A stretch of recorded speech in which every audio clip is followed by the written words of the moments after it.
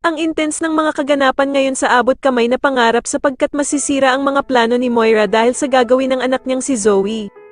Dito nga matapos kausapin ni Doc Robert si Zoe ay bigla itong makokonsensya kaya naman ay patatakasin nito ang kanyang lolo Pepe. Samantala ay mapagtatakpan nga ng bruhang si Moira ang ginawa nila kay lolo Pepe at mapapalabas nga nilang inosente silang dalawa ng anak niyang si Zoe. Paniwalang paniwala naman si Doc Robert sa mga kasinungalingan ng anak niyang si Zoe samahan pa ng pagdadrama nitong si Moira. Dito nga ay magugulantang sila Giselle at Doc Robert dahil sa mapapanood nila na pagpapahirap ng mga tauhan ni Moira sa ama nilang si Lolo Pepe. Kitang-kita nga nila ang panglulunod sa kanilang ama sa isang drum at kung paano nila pahirapan si Lolo Pepe.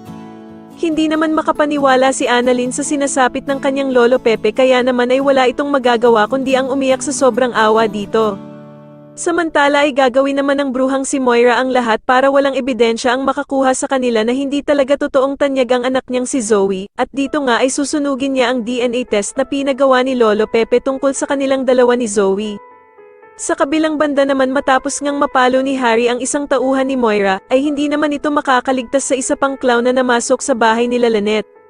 Dito nga ay maririnig ni Lynette ang mga plano ng tauhan ni Moira na matapos nga daw nilang makuha ang mga pera ni Carlos ay kailangan na nga daw siyang isunod na patayin. Samantala ay makikipagkita naman itong si Doc Robert kay Bala Hadje upang ibigay ang hinihingi nitong pera kapalit nga daw ng buhay ni Lolo Pepe. Ngunit kailangan nga daw pumunta ni Doc Robert ng mag-isa dahil kundi daw ay maliligo itong si Lolo Pepe sa sarili nitong mga dugo. Sa tingin niyo magawa kayang makaligtas ni Harry sa kamay ng mga tauhan ni Moira at magtagumpay kaya si Doc Robert sa pagkuha nito sa kanyang amang si Lolo Pepe, mas lalo na nga talagang nagiging exciting ang mga susunod na kaganapan kaya naman ay mas lalo pa nating abangan ang mas lalong gumigandang abot kamay na pangarap. Maraming salamat po sa inyong panonood at sana po ay ma-subscribe niyo ako. Maraming salamat po.